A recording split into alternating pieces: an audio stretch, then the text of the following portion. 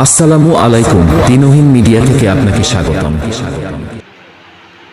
বালাগাল উলাবি কামালিহি কাশাফা দুজা বে জামালিহি আসনাত জামিউ ফেসালিহি সাল্লু আলাইহি ওয়া আলিহি ইন্নামা ইউরিদুল্লাহু লিউযহিবা আনকুমুর রিসাহুল বাইতি ওয়া ইউতাহিরাকুম তাতহীরা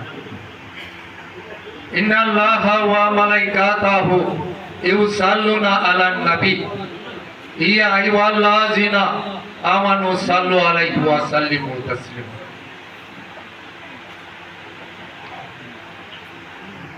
উপস্থিত সম্মানিত আশেকে পাক পাঠাত উপস্থিত সভাপতি সৈয়দ আব্দুল রব সুমন সাহেব, আমাদের নক্ষত্র লস্করপুর দরবার শরীফের প্রধান অতিথি বিচারপতি সৈয়দ মোহাম্মদ দস্তগীর হুসাইন সাহেব, চেয়ারম্যান শ্রম আদালত আপিল ট্রাইব্যুনাল বাংলাদেশ। আমি আমার এখানে বিশেষ অতিথি ডক্টর এস.এম. ইলিয়াস, আমার ভাতিজা, উনি অনেক বই পুস্তক পেয়ে গেছেন, যেটা ওনার মুখটা আপনারা সবাই জানেন, সবাই চেনেন, ওনাকে নতুন করে আমার চেনাবার মতন কোনো ইয়ে নাই। তো বিশেষ করে আজকে আমি এইখানে আরো অতিথি আছেন যারা বিভিন্ন দরবার শরীফ থেকে আসছেন আগত, এবং বিশেষ যে আজকে এই অনুষ্ঠানটা চন্দ্রচূড়ী দরবার শরীফকে আমি অত্যন্ত স্বাগতম এবং মুবারকবাদ জানাচ্ছি। উপস্থিত সম্মানিত আশিকে পাক পাঞ্জাতন, আসসালামু আলাইকুম ওয়া রাহমাতুল্লাহি ওয়া বারাকাতুহু। আমি আমার বড় ভাই হযরত সৈয়দ দস্তগীর হুসাইন সাহেবের সামনে এই প্রথম আমার কথা বলার সুযোগ পেয়েছি। আমি নিজেকে গর্বিত মনে করছি। দেখেন, আজকের কনফারেন্সটা শুহাদায়ে কারবালার স্মরণে আলোচনার শোক পালন, অথচ আমরা অনেকেই কিন্তু ওই বিষয়ে আমরা অবগত না। হুসাইন মিন্নি ওয়া আনা মিনাল হুসাইন, আল্লাহ রাসূল করিম সাল্লাল্লাহু আলাইহি ওয়াসাল্লাম বলেছেন, আবা হতে হুসাইন, হুসাইন হতে আমি। এই কথাটার হাকিকত কি? এটা আল্লাহ রাসূল বোঝাই দিয়েছেন হুসাইন এবং আমি কারবালা প্রান্তরে ইমাম হুসাইনকে শহীদ করে দেওয়া হয় নাই। আমার রাসূল পাক সাল্লাল্লাহু আলাইহি ওয়াসাল্লাম বলেছেন, আমি নবীকে শহীদ করে দেওয়া হয়েছে। আমাদের ভারতবর্ষের মহান ওলি হযরত খাজা মঈনুদ্দিন চিশতি রাহমাতুল্লাহ আলাইহি, উনি নিজেকে কিভাবে তুলনা দিয়েছেন? খাজা মঈনুদ্দিন চিশতি রাহমাতুল্লাহ আলাইহি বলেছেন, আমি ইমাম হুসাইনের জুলজেনার ঘোড়ার পায়ের ঘোড়ার দোলার সমান না। আমি মঈনুদ্দিন যদি সে সময় কারবালার প্রান্তরে থাকতাম, তাহলে আঙ্গুল দিয়ে একটা খুঁচা দিতাম, পানির ঝর্ণা বয়ে দিতাম। তাহলে এখানে মূল বিষয়টা হচ্ছে, কারবালার প্রান্তরে কি সত্যি ইমাম হুসাইন পানি পেয়েছেন না? ইমাম হুসাইন যদি পানির জন্য চেষ্টা করতেন, তাহলে ইমাম হুসাইনের পা মুবারক দিয়ে একটা মরুভূমির মধ্যে একটা খুঁচা দিতেন, পানির ঝর্ণা বেরিয়ে যেত। খাজা মঈনুদ্দিন চিশতি রাহমাতুল্লাহ আলাইহি যদি আয়না সাগরের পানি যদি একটা লোটার মধ্যে বন্দী করতে পারেন, তাহলে আমার ইমাম হুসাইনের পারেন কি? পারেন না? অবশ্যই পারেন। ইমাম হুসাইন আলাইহিস সালাম বলেন, আমি খাজা মঈনুদ্দিন চিশতি রাহমাতুল্লাহ বলেন, আমি ইমাম হুসাইন আলাইহিস সালামের জুলজুলার পায়ের ঘোড়ার সমান না, আমি ইমাম হুসাইনের গোলাম। তাহলে এই গোলামে যদি পারে, তাহলে মনে কি পারেন না? অবশ্যই পারেন। এই কারবালাটা কেন হয়েছে? কারবালাটাকে হাকিকত কেন হয়েছে? আমাদেরকে বোঝানোর জন্য যে সত্যিকারের মুসলমান পরিচয় কে কে হুসাইনি মুসলমান, কে এজিদি মুসলমান, এই কারবালার প্রান্তরে এইটা একদম এটা প্রকাশ করে দেওয়া হয়েছে। ওমর ইবনে সাদ সে বলছিল যে ইমাম হুসেনকে তাড়াতাড়ি কতল করে ফেলো, আসরে নামাজ কাজা হয়ে যাবে। অথচ পীর থেকে ইমাম হুসেনকে পেয়ে তারা ইমাম হুসেনকে চিনে নাই। আমরা যখন নামাজে যাই, নামাজে যেয়ে আমরা যখন দুরূদ শরীফ পাঠ করি কি বলি? ওয়ালা আলী মুহাম্মদ। এই ওয়ালা আলী মুহাম্মদ আমরা বলি কি না? বলে না। এটা কি বলতে হবে কি না হবে না? এটা না বললে আমাদের নামাজ হবে? আমাদের নামাজ হবে না। তাহলে এই কথাটার অর্থ কি?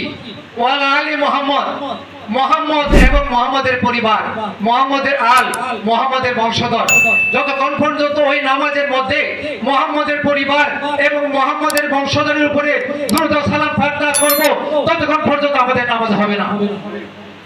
তাহলে কার নামাজ পড়েন? ইমাম হুসাইনকে শহীদ করে নামাজ পড়েন। কার নামাজ পড়েন?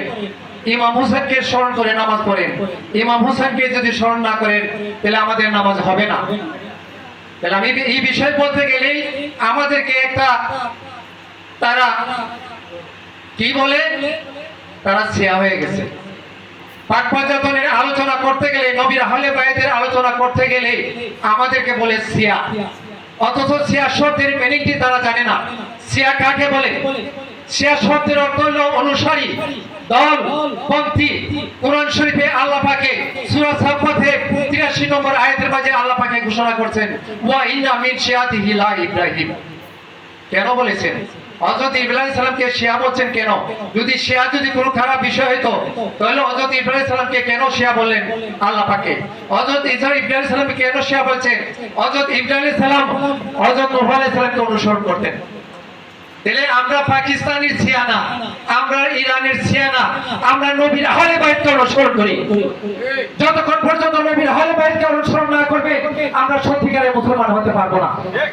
কারণ নবীর আহলে বাইত আমাদের ঈমান, নবীর আহলে বাইত আমাদের বিশ্বাস। কারণ কুরআন শরীফে নবীর আহলে বাইতের ভালোবাসাকে আমাদের জন্য ফরজ করে দিয়েছে। আল্লাহ পাকে বলে দিয়েছেন কুল্লা সালাকুম আলাইহি আজরান ইল্লাল মাওদাতা ফিল কুরবা। এ হাবিব, আপনি বলে দেন যে বলুন আমি রাসূলের বিনিময়ে আমি তোমাদের কাছে কোনো পারিশ্রমিক চাই না, শুধু আমার নিকটতমের আত্মীয়ের মহব্বত। কারা আমার নিকটতম আত্মীয়? সাহাবীরা যখন জিজ্ঞেস করলেন ইয়া রাসূলুল্লাহ, ইয়া হাবিবাল্লাহ, কারা আপনার নিকটতম আত্মীয় যেটা আমাদের মহব্বত করা ফরজ হয়ে গেল? আল্লাহ রাসূল বলছেন মাওলা আলী, মাহাতুল জান্নাত, ইমাম হাসান, ইমাম হুসাইন আলাইহিস সালাম। ওনাদের ভালোবাসাটা আমাদের জন্য ফরজ করে দিয়েছে। ইচ্ছা করলে ভালোবাসতে পারবো আর ইচ্ছা করলে ছেড়ে দিতে পারবো, এই ক্ষমতা আমাদেরকে আল্লাহ দেন নাই। মাসবি অবশ্যই করতে হবে। এই নবীর আহলে বাইতের ভালোবাসাটা আমাদের করতে হবে, বাধ্যতামূলক করতে হবে। কারণ নবীর আহলে বাইতের মর্যাদা শব্দের অর্থ কি? মর্যাদা শব্দের অর্থ হলো প্রাণাধি, অর্থাৎ নবীর আহলে বাইতকে আমরা প্রাণের চেয়ে অধিক মহব্বত করব। তাহলে সম্মানিত আশিকে পাক পাঞ্জাতন, দেখেন আমাদের একটা পথই কিন্তু, আমাদের একটা নাজাতের তরেই কিন্তু নবীর আহলে বায়াত। কারণ রাসূল করিম সাল্লাল্লাহু আলাইহি ওয়াসাল্লাম বলেছেন আমি তোমাদের মধ্যে দুটি জিনিস রেখেছি, একটা হলো কোরআন, একটা হলো আমার আহলে বায়াত। ওই দুটি জিনিসকে তুমি শক্ত করে মজবুত করে ধারণ করে ধরে রাখো, দুইটা থেকে একটা বাদ দিয়ে দিলে তোমরা পথভ্রষ্ট হয়ে যাবে। আবার আল্লাহ রাসূল বলছেন আমার আহলে বায়াত, কোরআন আমার আহলে বায়াত একটা থেকে একটা মহান। এটা কি বোঝানো হয়েছে? কাউকে এই ধরনের শব্দ বলা হয়েছে? মহান শব্দটা একটা থেকে একটা বড় কাকে বলা হয়েছে? নবীর আহলে বাইতকে বলা হয়েছে। কোরআনের সাথে নবীর আহলে বাইতকে বলা হয়েছে একটা থেকে একটা মহান। নবীর আহলে বাইতকে যদি আমরা বাদ দিয়ে দেই তাহলে কোরআনই অসম্পূর্ণ হয়ে থাকে। কোরআনকে সত্যিকারে চিনতে গেলে নবীর আহলে বাইতকে চিনতে হবে। কারণ মওলা আলী বলেছেন আমি সাবাক কোরআন, আমি জিন্দা কোরআন। সে কোরআনে কথা বলতে পারে না, আমি কথা বলতে পারি। কোরআনের কোন আয়াতটা কোন জায়গার মাঝে নাজিল হয়েছে আমি সবকিছু বলে দিতে পারি। পাহাড়ে না পর্বতে, দিনে না রাত্রে, কোন সময় হচ্ছে আমি সব বলে দিতে পারি। তাহলে মৌলা আলী কেন? মৌলা আলীরও বেলায়েতের সর্দার। মৌলা আলী দরজা দিয়ে আমরা কিন্তু নবুয়তে প্রবেশ করতে হবে। এই কারণে আল্লাহ রাসূল বলেছেন, আনা মদিনাতুল ইলম ওয়া আলিউন বাবুহা, আমি হলাম জ্ঞানের শহর, আলী হলো তার দরজা। সম্মানিত আহলে বায়াতের অনুসারীগণ, দেখেন আমি এখানে আমাদের শ্রদ্ধেয় অনেক রয়ে গেছেন, অনেক দরবার শরীফে রয়ে গেছেন, এখানে ওনারা আলোচনা করবেন। আমি আপনাদের সামনে আমি যতটুকু আলোচনা করেছি, হয়তো এই ধরনের একটা আলোচনার সুযোগ আমি পেয়েছি এই চন্দ্রচূড়ি দরবার শরীফের মধ্যে, যে এই ধরনের আলোচনার সুযোগ আমি জানি প্রতিটি দরবার শরীফে যাতে ওই ধরনের সুযোগ করে দিতে পারে। আমাদের আত্মীয় স্বজন বিভিন্ন জায়গার মধ্যে আছে, কমিউনিকেশন নাই, যোগাযোগ না থাকার কারণে আমরা একজন আরেকজনকে চিনি না। আমার মাননীয় শ্রদ্ধেয় বিচারপতি সাহেবের সাথে অথচ আমার নিকটতম আত্মীয়, অথচ আমার কোনো সময় আমার দেখা হয় নাই। এখন আমার একটা অনুষ্ঠানের মাধ্যমে আমি যখন শুনেছি উনি আসবেন, তখন আমি চিন্তা করলাম যে অবশ্যই অনুষ্ঠানের মধ্যে আমার অ্যাটেন্ড করার দরকার।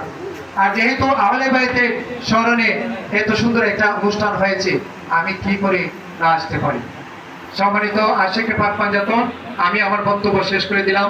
আসসালামু আলাইকুম ওয়া রাহমাতুল্লাহি ওয়া বারাকাতুহু।